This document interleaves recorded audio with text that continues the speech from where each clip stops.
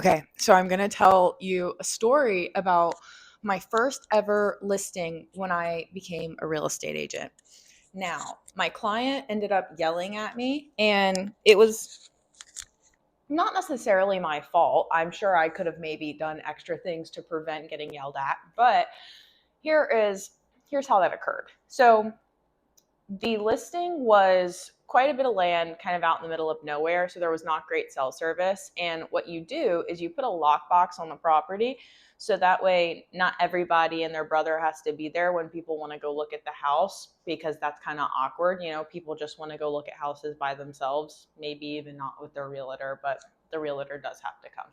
So essentially is you schedule an appointment, and well, your realtor is going to schedule an appointment, and it's going through this like system, and all the realtors have the system.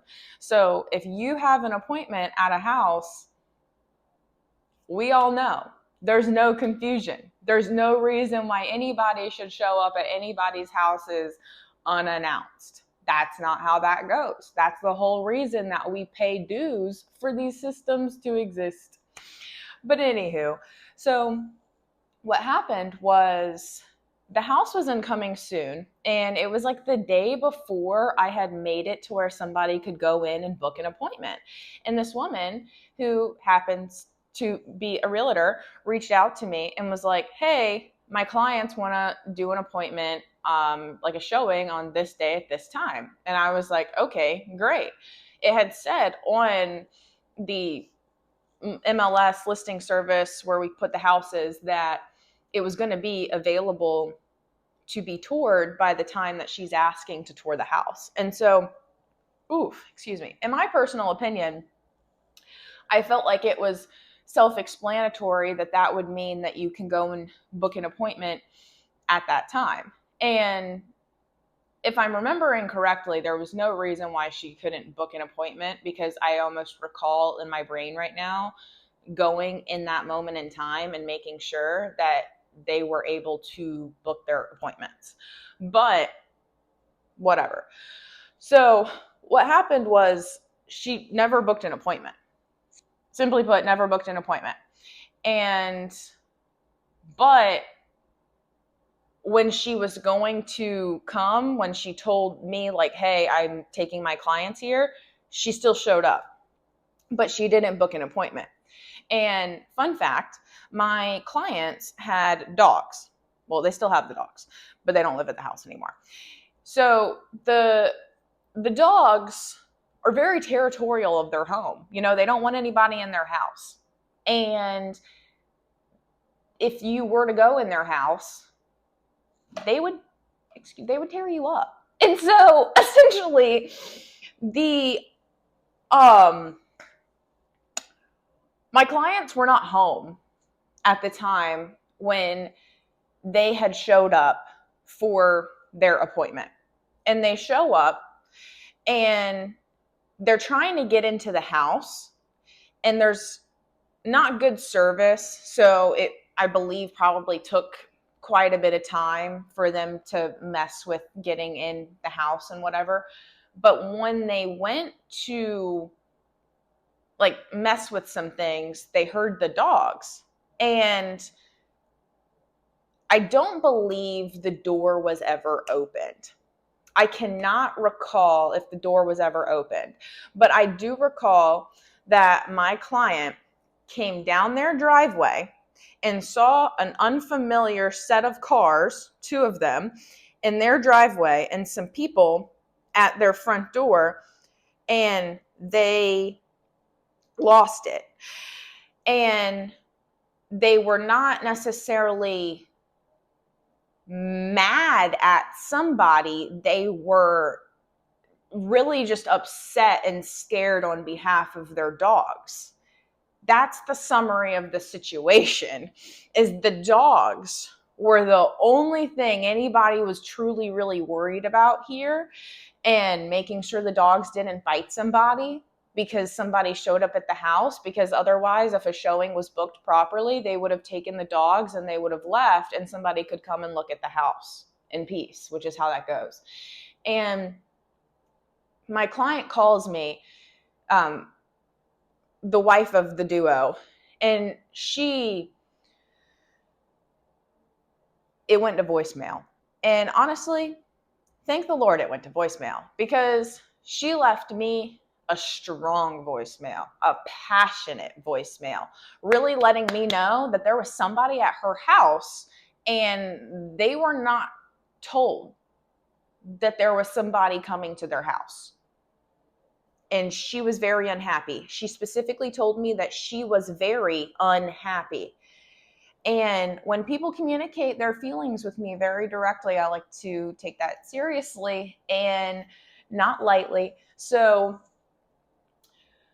I immediately listened to this voicemail, and I don't exactly remember where I was at or what I was doing, but I remember, young me, who was brand new real estate agent, having my first listing. My whole life stopped and the world stopped spinning. And so I called her and I was like, "Hi, I'm so sorry." And I just immediately remember there was no time to accept like who's going to be mad at who did what. Like, there's no time to explain. She's pissed and we need to handle the situation so that way she will no longer be upset. And I need to understand what I can do to fix the situation.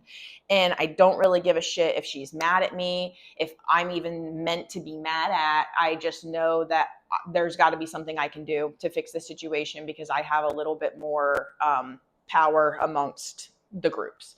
So, or intermingling capabilities. So I called this other realtor, and immediately she knew that she fucked up, because she looked at my client as he started hightailing down his long ass driveway, and she goes, "There's dogs in there." And he said, "Yeah, I know there's dogs in there, and they will something." I don't remember what he said. I can't match his energy. I can't, even if I wanted to, I couldn't do it. But he's basically like, "Yeah, I know my dogs are in the house. Like, why are you trying to get into my house?" And she's like, she just realizes like, that's a great point you're making. Why am I trying to get into your house when I never told you that I was going to try to get into your house? And it's just, no, nothing happened. It's not really that deep, because nothing happened. It didn't get to a point to where anybody truly needed to get upset or anything, because nothing happened. But something almost happened, and everybody got really, really, really excited. And I mean, like, the definition of excited. Like, blood was pumping,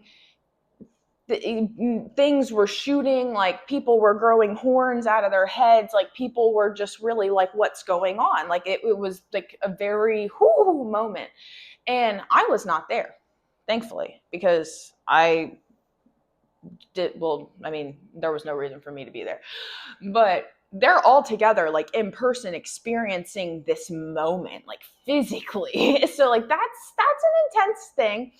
And I just remember afterwards, I call my client and she's still upset, but like she's recognized what happened, because we explained. The realtor on site apologized for her understanding of what she did wrong. Like, she acknowledged this. And so I never needed to put blame on her, I think is the point that I'm getting at. There was no reason for me to make it clear that this wasn't my fault and that this was her fault, and that if we're going to be mad at anybody, we should be mad at her. It's just, there's no reason to be mad. Nothing happened. It's over now and we're going to move on. Like, nothing permanent has like happened here. And when I called her back, like I remember, well, before I did that, I called her immediately and just kind of got the better understanding of what was happening. Then I called the other agent, realized that the situation's fine. And so then from there, I was just like, okay, where do I go from here to move on from this with my client and make sure that everything's good, and that, they're not trying to like pull the fucking house off the market and fire me. I don't know. Like, I don't know how upset they really are. You just don't know what people are going to do. So essentially, I call a couple people that are like above me within my career, and I'm looking for, validation, advice, whatever. And the truth is that the situation's already been handled, and there was really nothing that deep that had happened. So there was truly no reason to be mad at me or question my competence to do my job. But I felt like my job was to just smooth the situation over. So I accepted blame. And I just remember the one piece of advice that I was given by more than one person was like, don't accept blame and let your clients lose confidence in you because they think that this was your fault. Like, don't let people think that you did something wrong because you don't want to pivot blame to others and, be that type of person. And I thought about that, and I kind of just realized I don't think that they're questioning my competence. Like, I really don't think that they are. I think that they were upset and they needed somebody to be upset with, and I was the most accessible person that it made sense to be upset with, that it could make sense and rationalize to them that I would have something to do with this. Like, I'm me and the other realtor and I are the only two people that in their heads they can really think of to be upset with.